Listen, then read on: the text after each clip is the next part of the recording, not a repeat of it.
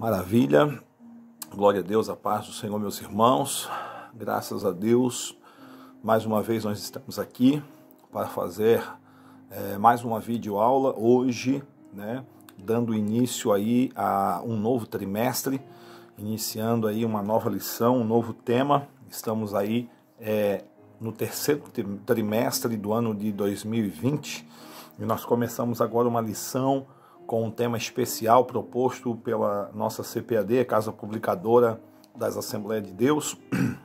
E o tema da lição desse trimestre, meus irmãos, é muito propício. Os princípios divinos em tempos de crise, a reconstrução de Jerusalém e o avivamento espiritual como exemplos para os nossos dias. Esta é a lição, você pode ver ali a capinha da lição, Esta é a lição.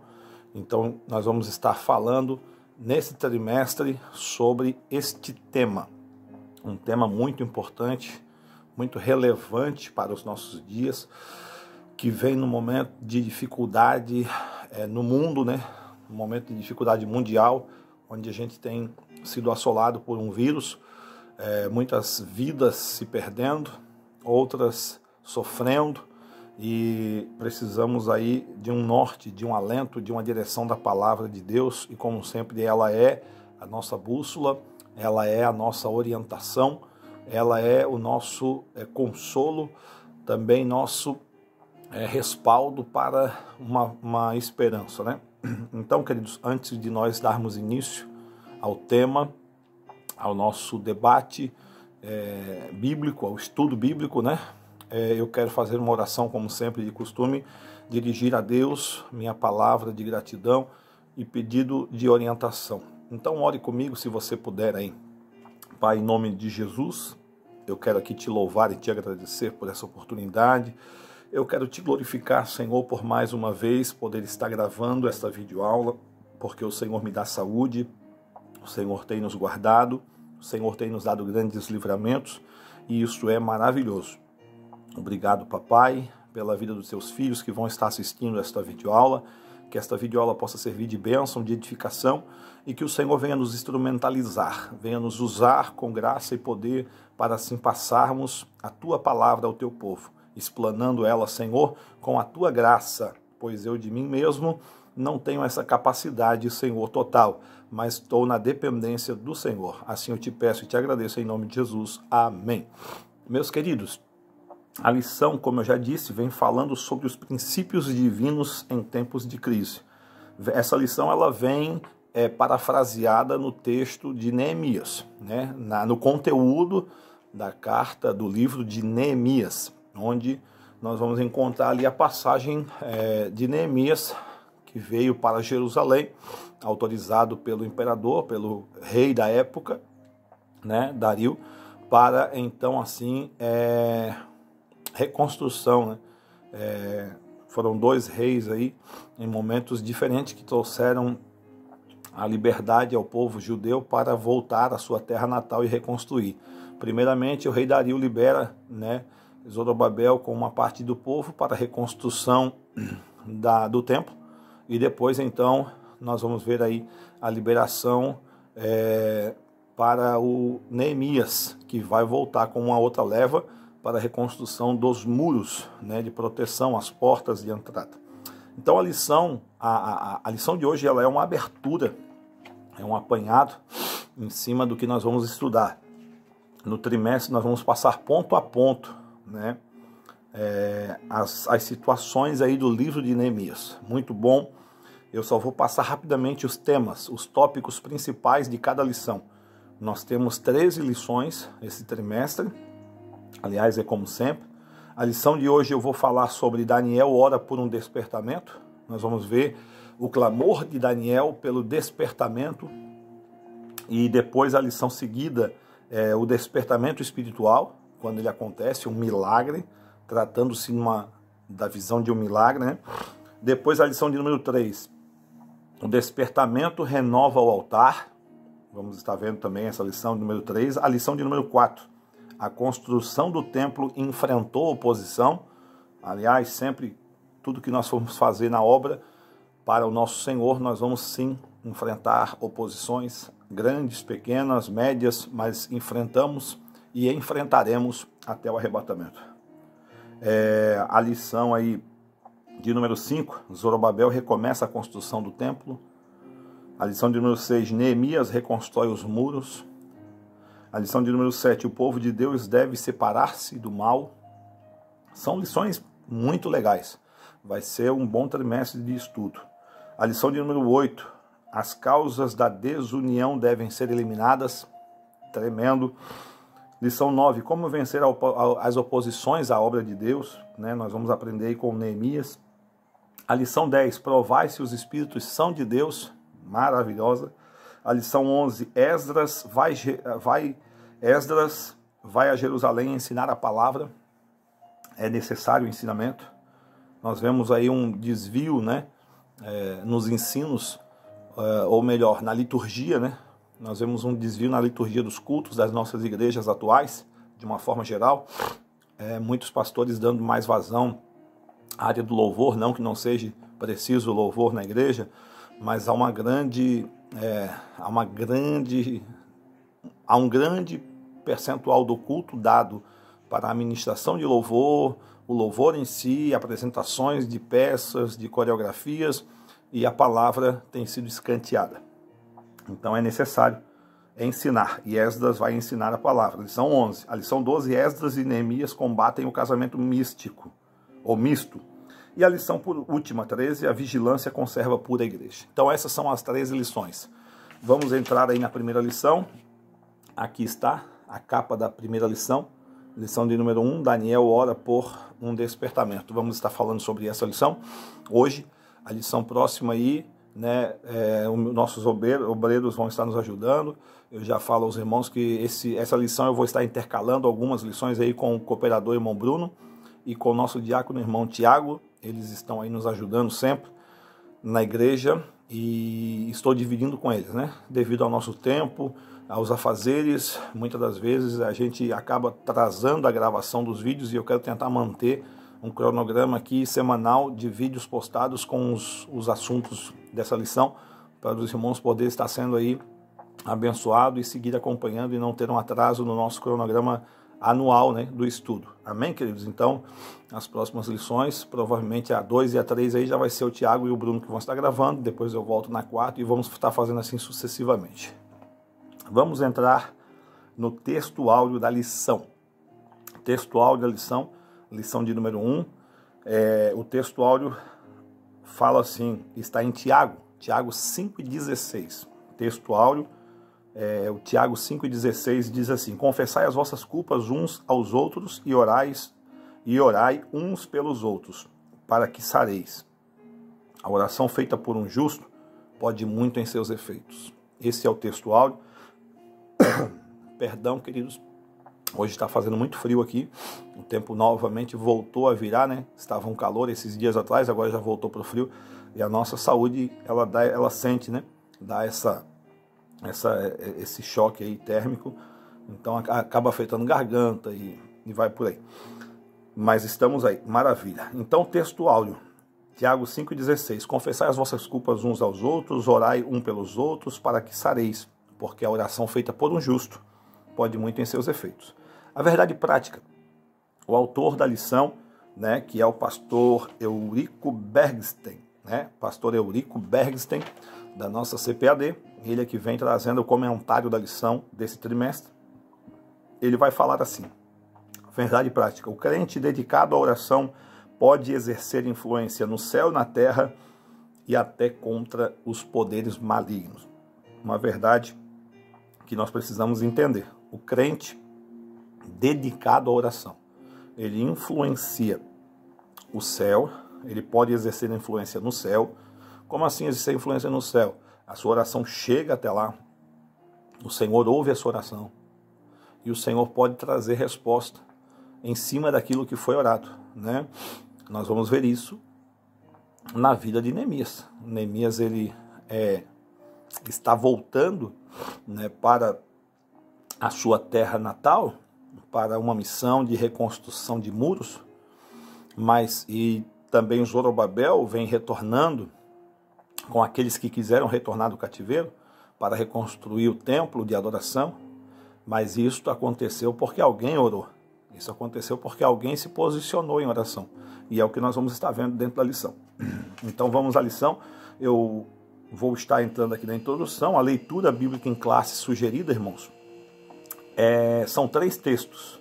É Daniel 9, versículo 1, 2 e 3. Você que tem Bíblia, você pode acompanhar. Pause o vídeo aí, pegue a referência, abra a sua Bíblia e leia, né? Isso é muito bom.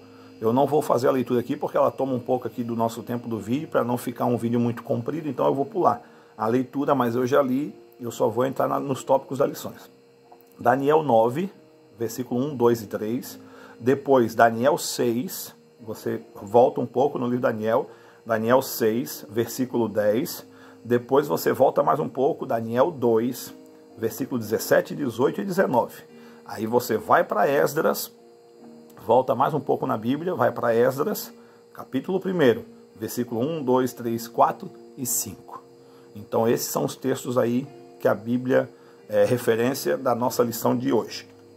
Os crentes fiéis, introdução da lição.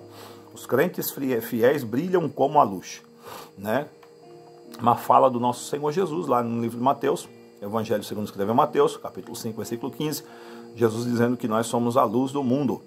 Não se pode acender uma candeia e se esconder ela debaixo do alqueire, ou da mesa, ou colocar debaixo de um local onde possa sua luz ser cortada.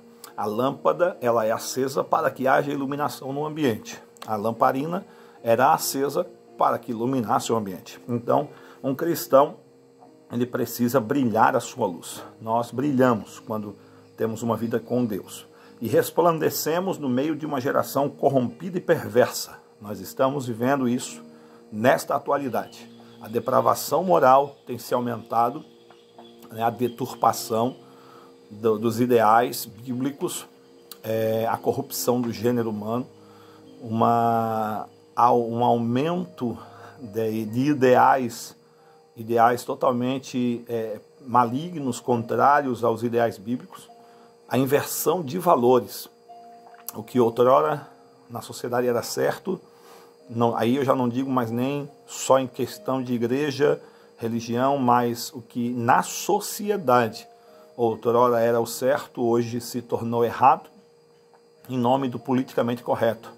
Politicamente correto é aquilo que eles querem impor, que você tem que ser alguém que não toque na vida dos outros, ou que não fira os outros, ou então você precisa se pôr dentro de cada local da sociedade, ou dentro de cada grupo, de uma forma a se ajustar aos parâmetros ali onde você se encontra. Pelo politicamente correto, você precisa se ajustar, né? Como um camaleão. Um camaleão se ajusta ao ambiente onde ele está, mudando sua cor, sua tonalidade. Assim a sociedade quer que sejamos, não tendo nossas opiniões, nossos pontos de princípios, não tendo nossos questionamentos, mas nos ajustando, sendo maleável a todas as circunstâncias. E a Bíblia não ensina-nos assim, né? Então um cristão, ele resplandece. Um cristão, ele deve brilhar em meio a uma sociedade totalmente em trevas, né? Assim foi com Daniel. Daniel, no ano de 606 a.C., levado cativo para a Babilônia. Diga-se de passagem que Daniel não foi para a Babilônia concorrer a cargos públicos, como muitos se utilizam aí da passagem de Daniel para dar vazão aos seus interesses próprios. Daniel não pegou uma carruagem em Jerusalém e por livre e espontânea vontade saiu caminhando pelas ruas principais daquela época para ir até a Babilônia, para se ingressar na vida pública, para defender a causa do seu povo. Não. Daniel não entrou nessa ideia. Daniel foi levado cativo para a Babilônia. Daniel foi como um escravo de guerra. O seu povo fora derrotado numa batalha. Numa batalha que poderia ter sido, sim, evitada, se esse mesmo povo de Daniel fosse servo obediente ao seu Senhor, desse ouvido à voz dos seus profetas, como o próprio Deus falou através do profeta Jeremias, que por muitas vezes o Senhor levantou seus profetas madrugando e falando para que o seu povo se voltasse ao seu Senhor, voltasse aos caminhos retos, e esse povo negligenciou, dizendo: não, não queremos, não andaremos, não ouviremos. E assim receberam o justo juízo da sua escolha leviana, dos seus caminhos levianos. Então Daniel foi levado cativo para a Babilônia e se manteve numa postura de um servo de Deus fiel. Ele ainda era um jovem, foi levado com aproximadamente 15 anos para a Babilônia. Uma pessoa, um moço numa idade dessa, de 15 anos, ou uma moça, sendo tirado da convivência dos seus pais, sendo tirado da sua sociedade natal, do seu habitat natural, e sendo levado para um lugar totalmente inóspito, totalmente contrário aos seus padrões, aquilo que ele até então estava sendo ensinado e entendia por certo.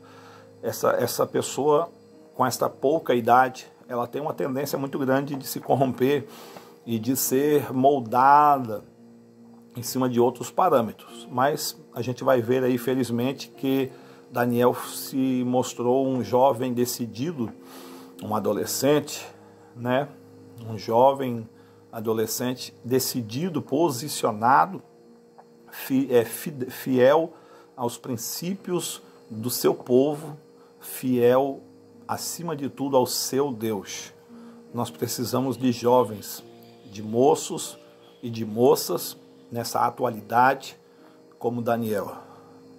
Eu rogo a Deus, como um pastor, como um homem de Deus, como um servo, eu rogo a Deus que Deus venha levantar jovens, moços e moças, que se posicionem em meio a esta situação que estamos vivendo, não de pandemia somente, mas uma situação que pode ser tratada como uma pandemia também, que é um alastro em grande escala, a nível mundial, da corrupção do gênero humano, a deturpação da verdade. E precisamos de jovens combatentes, precisamos de sangue novo, de vigor, de viço nas trincheiras para defender aquilo que nós cremos. Perdão, queridos. Amém? Então essa é a introdução da lição. Eu quero entrar no primeiro tópico porque o tempo vai passando e nosso foco aqui é ter uma videoaula de aproximadamente 45 minutos para não se tornar muito enfadonho e também os irmãos poderem aí ter esse momento de edificação. Então eu quero já falar da lição aqui, o tópico 1. Tópico 1 vem falando sobre Daniel como despertado para orar. Daniel foi despertado para orar. Ao ler o profeta Jeremias no capítulo 29, o versículo 10, você pode conferir na sua Bíblia, Jeremias 29, 10, Deus fala com o profeta Jeremias e Jeremias profetiza que o cativeiro babilônico seria de aproximadamente, eu tenho aqui a minha Bíblia, aqui ó, a nossa Bíblia Sagrada está aqui, no Jeremias 29, Deus fala com o profeta acerca do cativeiro. O cativeiro seria de aproximadamente 70 anos, ou melhor, seria de 79 anos, 70 anos. E a partir desses 70 anos o povo ficaria então novamente livre para voltar à sua terra natal, podendo reconstruir a sua cidade, reconstruir assim o seu local de origem. Então o texto sagrado 29:10 diz assim: porque assim diz o Senhor, após se completarem 70 anos em Babilônia, eu vos visitarei e cumprirei a minha boa palavra em vós, fazendo-vos retornar para este lugar. Então, este é o texto sagrado que Daniel ele vai trazer a sua oração. Daniel estava na Babilônia, Daniel já não era mais um menino de 15 anos, Daniel já estava com a sua idade avançada, aproximadamente seus 85 anos, não 85, ele foi com 15, aproximadamente os seus 80 anos. Ali Daniel vai então trazer a sua memória a palavra do profeta Jeremias no capítulo 29, versículo 10, e vai lançar em oração esta passagem, relembrando ao Senhor a sua promessa feita ao profeta Jeremias, que 70 anos seriam cativeiro, e depois o Senhor visitaria eles. Sendo dessa forma, o cativeiro estava então se findando. Só que dentro desta oração, olhando e analisando a visão panorâmica do momento de Daniel, Daniel não tinha percepção de nenhum sinal, de nada que estivesse acontecendo na direção de uma mudança radical. Daniel 9, você vai conseguir ver isso. Então assim o Daniel começa a orar com um jejum, num sinal de humilhação. Ele se cobre com sacos de cinza. Isso era um gesto de humilhação para o judeu, ao buscar intensamente uma resposta divina, uma intervenção divina, ou se colocar em pranto, em lamentações. Eles rasgavam suas vestes e vestiam-se com panos de saco, uma roupa grosseira, e colocavam cinza, silício sobre sua cabeça, e assim eles se revolviam no pó, fazendo suas orações, seus clamores. E Daniel toma exatamente essa atitude. Daniel se posiciona em oração, se posiciona vestido de pano de saco, coberto de silício, de cinzas, e começa então a demonstrar a sua profunda tristeza. Porém, ele perseverou em orar, trazendo ao Senhor a lembrança da profecia de Jeremias. E desta forma, então, o Senhor ele o visita. O primeiro ponto do tópico 1, porque os tópicos, deixa eu dizer para você, os tópicos eles são divididos em pontos, Não sei se os irmãos vão conseguir perceber, mas aí está, ó, ponto 1, ponto 2, cada tópico tem os seus pontos, com as suas epígrafes. Então, nós passamos os pontos, ponto a ponto. O primeiro ponto fala aí sobre Daniel vivendo uma vida consagrada. Esta vida de Daniel, eu estou aqui fazendo uma análise do texto, eu já tenho esse texto lido, então eu vou falando ele aqui para os irmãos e passando os pontos de vista. Daniel levava uma vida de consagração. Como eu disse, Daniel foi muito jovem para a Babilônia, para o cativeiro. Tinha toda uma condição ali desfavorável à sua fé e favorável a uma subversão. Daniel poderia ser subvertido à doutrina caldeia, dos caldeus babilônicos.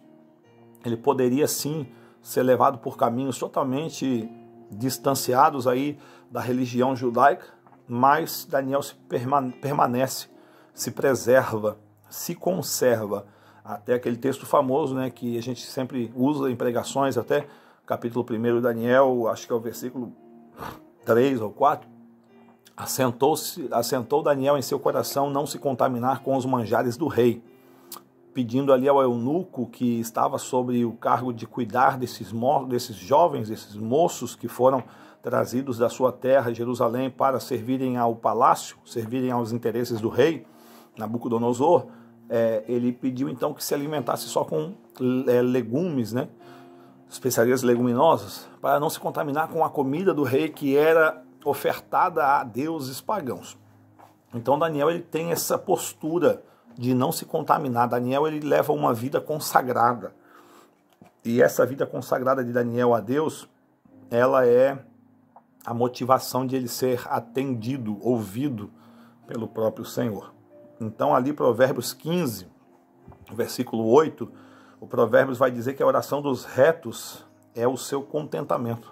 O Senhor ouve, o Senhor se alegra e os retos são contentados ali, Ele tem um contentamento ali na atenção do Senhor. Também Provérbios 15 e 29 diz que o Senhor escutará a oração dos justos.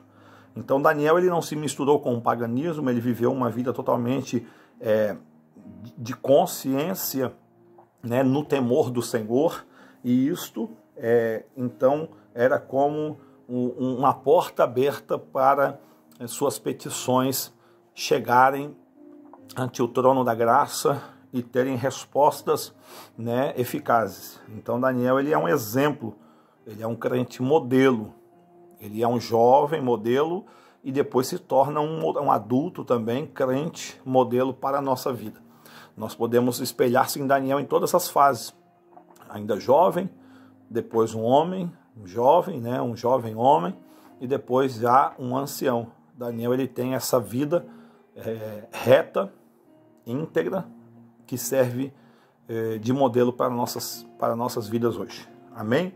O segundo ponto da lição vai falar sobre a estatura espiritual de Daniel.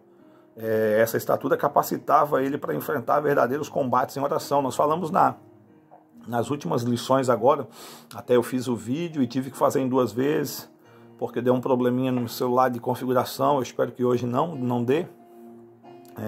Com 36 minutos ele cortou o vídeo, eu tive que gravar a última parte separado. Eu postei ali essas 2 partes, os irmãos eu creio que já devem ter visto. Se não viram, eu aconselho que vejam.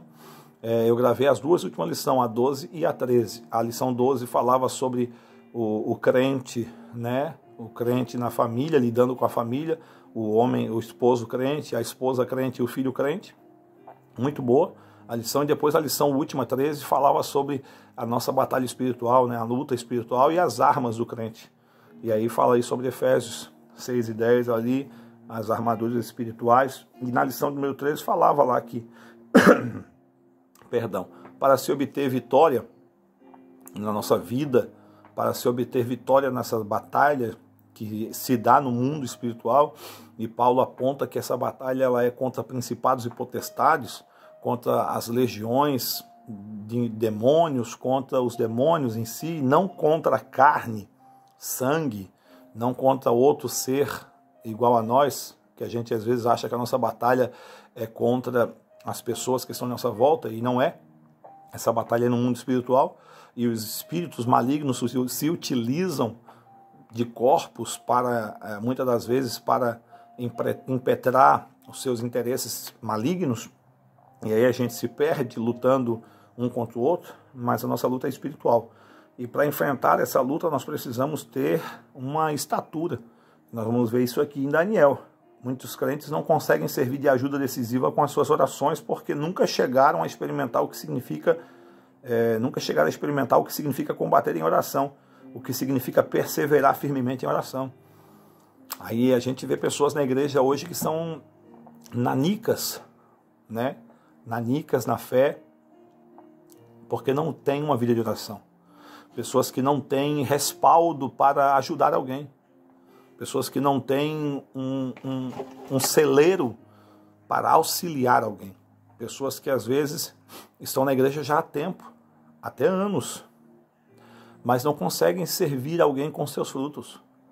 E a Bíblia nos representa como uma árvore que deve ser frutífera. Não só folhagens.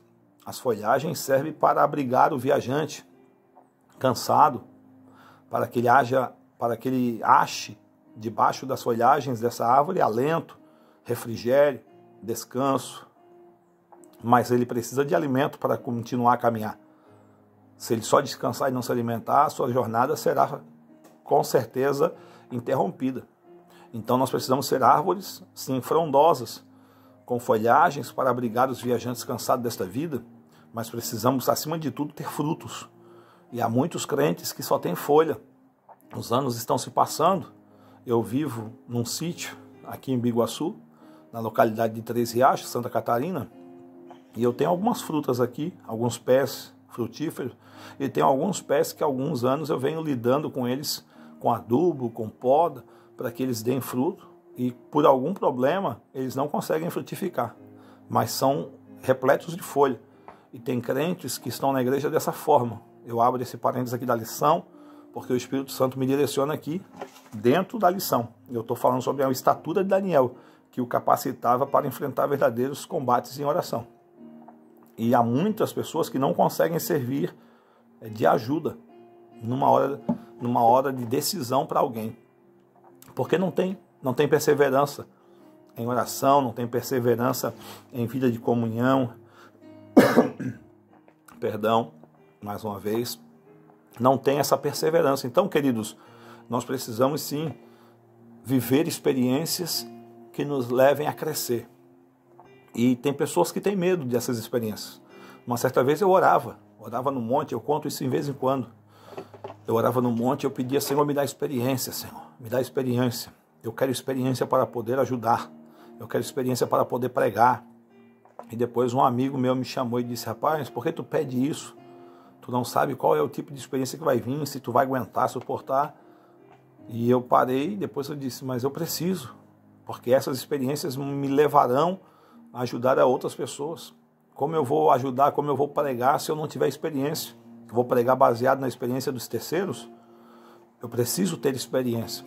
E há muitas pessoas hoje que não pedem experiência com medo de passar as experiências, de viver as experiências, medo de não aguentar, de suportar. Meu irmão, essa covardia não provém de Deus. Esse medo de viver experiências que te irão fortalecer não provém de Deus. Se livre disso. Ore e vença esse temor e viva as experiências. Viva crente, perseverante, sabendo que o Senhor é fiel para te guardar e não deixar você ser provado acima daquilo que você possa aguentar. Amém?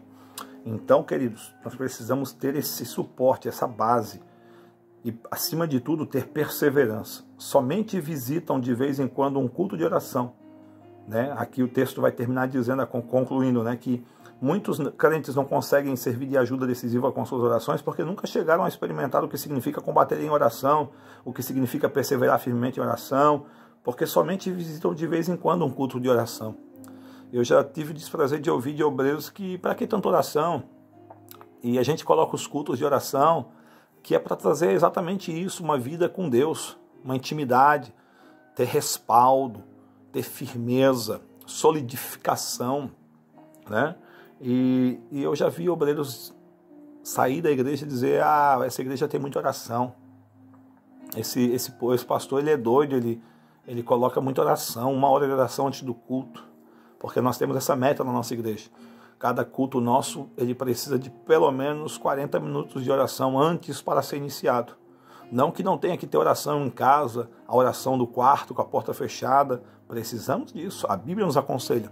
Mas um culto, uma igreja que se preze, ela não pode começar sem antes ter o seu momento de oração. De levar o público que ali chega a entender o que significa a oração para um culto ser abençoado. E hoje o que a gente vê nas igrejas é exatamente ao contrário.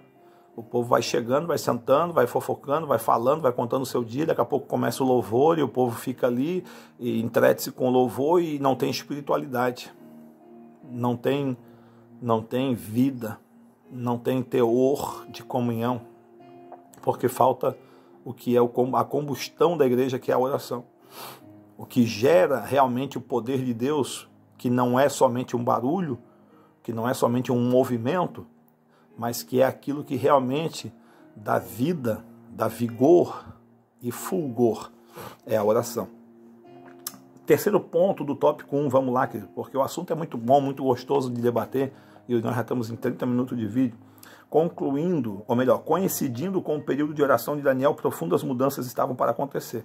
O reino da Babilônia estava em guerra com Medos e Persas, o rei da Babilônia, Nabonido, na época, e o seu filho Belsassar estavam na capital. O rei da Babilônia era, na época, Nabonido. Ele estava em batalha contra os egípcios, né? Contra os medos, e o rei da Babilônia era, na época, Nabonido. Seu filho Belsassar estava na capital, a cidade da Babilônia, cuidando dos assuntos administrativos do governo. Ele organizou uma festa para os seus grandes, os mil grandes aí da Babilônia, os oficiais, os importantes. Estando já embriagado, mandou trazer os vasos sagrados que o rei Nabucodonosor, seu avô, havia trazido do templo de Deus em Jerusalém e havia colocado no templo pagão da Babilônia. Ele e todos os seus convidados beberam vinho nesses vasos. Houve uma intervenção divina, o que viu que dedos de mão de homem escreviam na parede defronte do castiçal. A alegria foi-se embora, os joelhos se tremiam, os sábios e astrólogos também chamados não puderam interpretar o que estava escrito na parede. Então, por uma indicação da rainha, a rainha mãe que ali no palácio estava, foi chamado Daniel. O ancião Daniel foi introduzido na presença do rei novamente, e este, com sabedoria e graça, conseguiu discernir o que estava escrito e traduziu a frase escrita na parede pelas mãos misteriosas dessa forma: dividido foi o teu reino e deu-se aos medos e aos persas. Pesado fostes na balança e dividido e achado em falta. Dividido foi o teu reino e deu-se aos medos e persas. Naquela mesma noite foi morto Belsassar, rei dos caldeus. Então, nós entendemos que esta mudança, nesta noite fatídica, aonde Belsazzar, o príncipe da Babilônia, porque ele não era rei ainda, né? O seu pai vivia e o seu pai estava em campo de guerra. Nabonido estava batalhando pelo Império Babilônico, defendendo a Babilônia, enquanto o seu filho, que era para estar junto na batalha com ele, fica na cidade, na capital, com, entre aspas, o interesse de resolver algumas coisas administrativas do governo, mas que na verdade ele estava com o coração voltado para os banquetes, para os manjares e para as bebidas alcoólicas.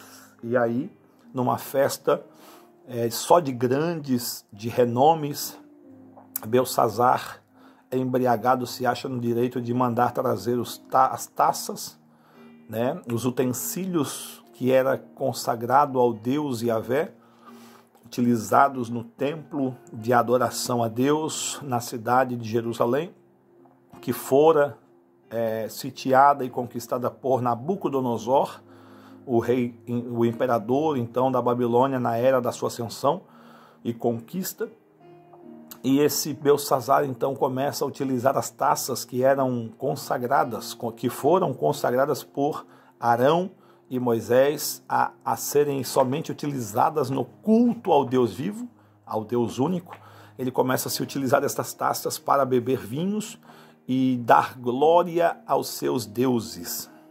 E Deus, que não se deixe escarnecer, e aquilo que o homem plantar na carne colherá, Deus trata naquela mesma noite com este imperador leviano, este menino leviano Belsazzar. Deus manda uma mão escrever a sentença e logo após vem a derrocada da Babilônia, né? Os medos e persas desviaram o rio da Babilônia que passava por debaixo da muralha, fazendo-o secar e abrindo então um espaço para que o exército se filtrasse na cidade, que era uma cidade imponente, mas não intransponível, porque Deus, quando assim quer, Deus faz. E naquela noite a Babilônia caiu e os medo-persas assumem o controle então do poderio monárquico e bélico daquela época, assim trazendo uma mudança radical. Tudo por causa que um homem de Deus se posicionou a orar, para que Deus lembrasse da sua promessa. Assim eu encerro o tópico 1 e vou para o tópico 2 já com nossa orientação. A resposta às orações de Daniel. Daniel havia orado lembrando-se da promessa de Deus registrada lá pelo profeta Jeremias. Vos visitarei e cumprirei sobre vós a minha boa palavra, tornando-vos a trazer a este lugar. Jeremias 29:10, nós já lemos. Com a queda do reino babilônico e com o início do governo do rei Ciro, as coisas evoluíram com muita rapidez, deixando todos surpreendidos e admirados. O ponto primeiro diz que a Bíblia relata o que realmente aconteceu. No primeiro ano de Ciro, rei da Pérsia, para que se cumprisse a palavra do Senhor pela boca de Jeremias, despertou o Senhor o espírito de Ciro, rei da Pérsia, o qual fez passar pregão por todo o seu reino, como também por escrito, dizendo: assim diz Ciro, rei da Pérsia, o Senhor Deus dos céus me deu todos os reinos da terra. Ele me encarregou de lhe edificar uma casa em Jerusalém, que é em Judá. Quem há entre vós de todo o seu povo, seja seu Deus com ele e suba a Jerusalém. Quem é em Judá, edifique a casa do Senhor Deus de Israel. Ele é o Deus que habita em Jerusalém. Esdras capítulo 1, versículo 1 e 3. Então aí se cumpre o que está registrado na Bíblia.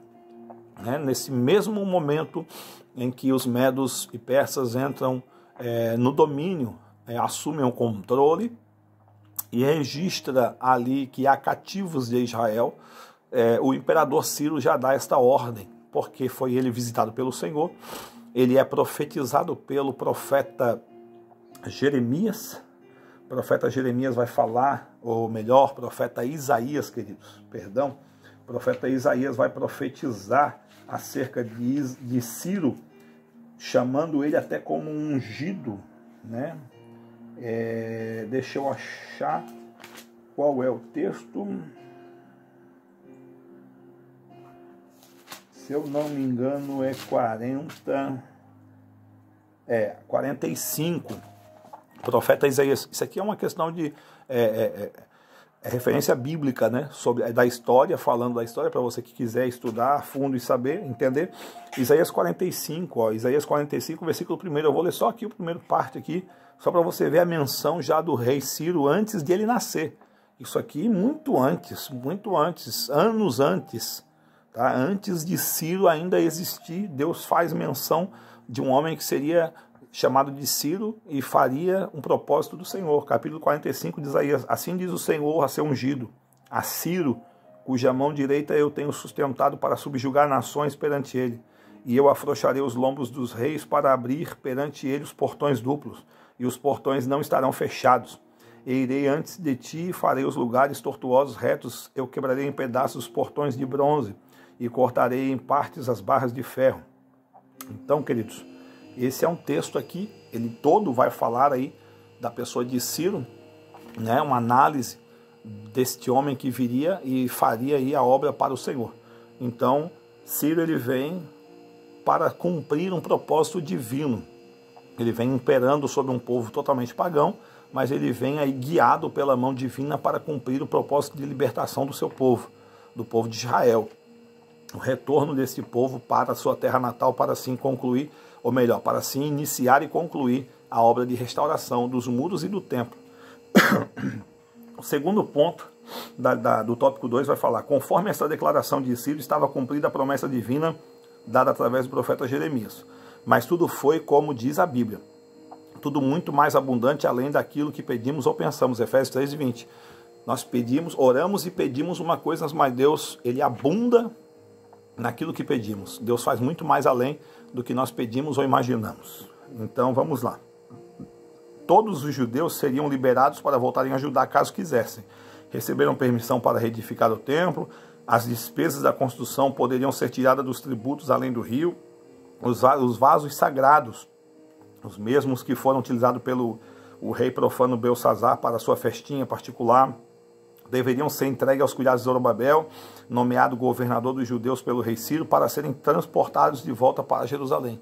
Então veja que Deus ele trabalhou de uma maneira maravilhosa, além daquilo que Daniel pensou. Daniel orou pedindo que Deus cumprisse ali a palavra do profeta Jeremias 29:10, que falava sobre a sua visita para a libertação do seu povo. E Deus cumpre isso, não só isso, Deus dá ordem para que Ciro liberasse todo o seu povo para voltar, né? Lógico que havia uma condição, aqueles que quisessem voltar, e aí a história vai dizer que muitos judeus já estavam acomodados, né, naquela região do cativeiro ali, da Caldeia, né, depois virando domínio dos medos e persas, e muitos não quiseram voltar para sua terra natal, decidiram ficar lá onde já estavam com as suas casas constituídas, famílias, plantações, mas uma grande parte, uma grande leva vai voltar.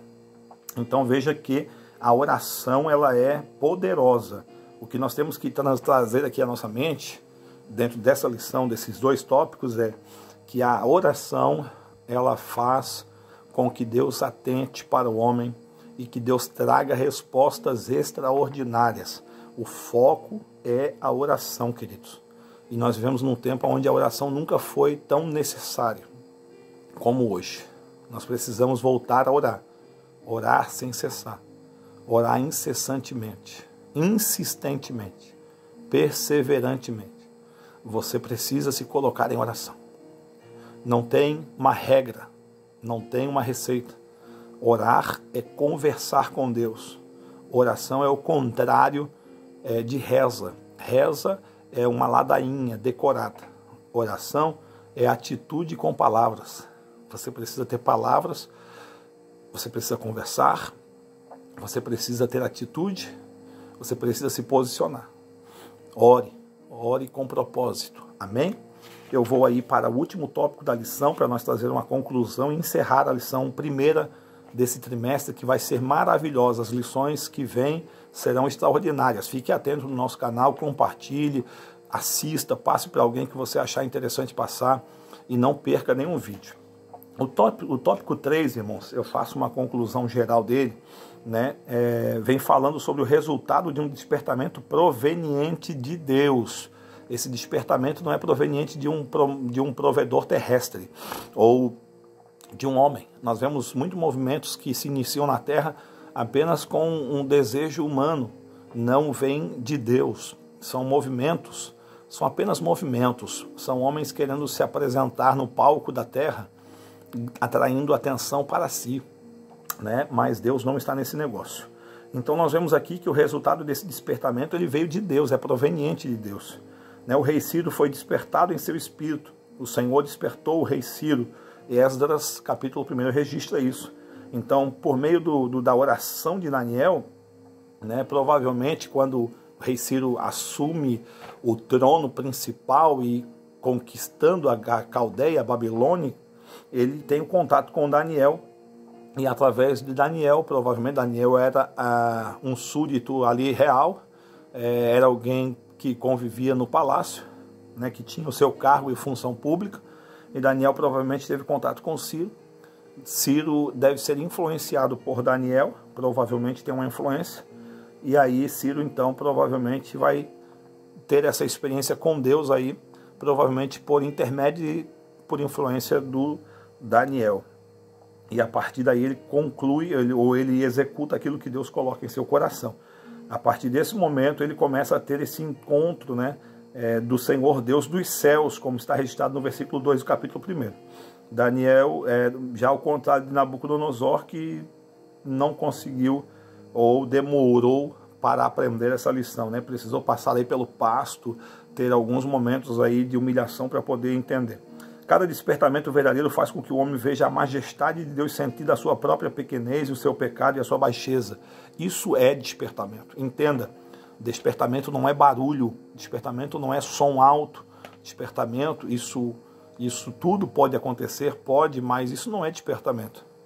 Despertamento é quando o homem chega ao ponto de compreensão da sua miséria, das suas mazelas, da sua pequenez, da sua fragilidade, e reconhece que só Deus é grande, só Deus é poderoso, e que eu como homem sou dependente total do Senhor. Isso é um despertamento. Quando o homem chega a essa compreensão, ele está sendo despertado.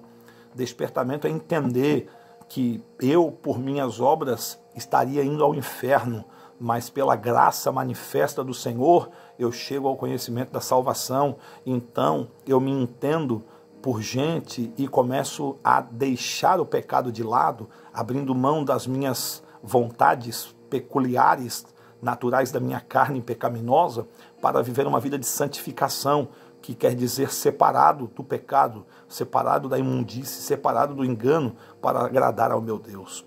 Amém? Isso é um despertamento. Então, queridos, esse homem chamado Ciro, ele foi abençoado por Deus, já 200 anos antes, como eu estava mostrando aqui na profecia do Isaías 45, 200 anos antes, é o tempo, né? 200 anos antes, ele nem estava ainda projetado no ventre da sua mãe, quando Deus utilizou da vida do profeta Isaías para falar desse homem, e o Senhor utiliza-se então da vida de Ciro para trazer bênçãos ao seu povo. Então, meu irmão, cada despertamento, para ser verdadeiro, ele precisa trazer ao homem esse entendimento de que ele é vulnerável e ele depende única e exclusivamente do Senhor Deus. Amém, queridos? Esta é a lição de hoje, este é o tema de hoje. Eu quero então concluir dizendo para você que nós precisamos buscar de Deus esse despertamento urgente. Precisamos de homens de Deus aí na trincheira da oração, de mulheres de Deus. E eu conclamo você a orar, buscar a Deus incessantemente. Comece hoje, agora se possível. Peça a Deus que lhe desperte e que lhe traga o conhecimento dos seus planos e dos seus projetos para a sua vida. Eu quero orar com você, encerrar este vídeo. Espere que em breve a lição de número 2 estará sendo postada. Nos acompanhe e nos ore por nós. Lembre de nós nas suas orações, porque precisamos. Senhor Deus e Pai, em nome de Jesus eu encerro esta lição de hoje, agradecendo ao Senhor pela sua bondade, pedindo que o Senhor traga um despertamento sobre a igreja brasileira, e não também somente no Brasil, mas no mundo. Que o Senhor desperte os homens e as mulheres, para que eles venham entender, Senhor, aquilo que Tu tens para conosco, para que eles venham se despertar e entender que, Senhor, em si mesmo não são nada e precisam de Ti, e possam atentar para Ti, Senhor, e cumprir com aquilo que Tu tens para conosco. Senhor, nos ajuda, nos fortalece, nos dá graça, nos livra do mal, nos protege e nos prepara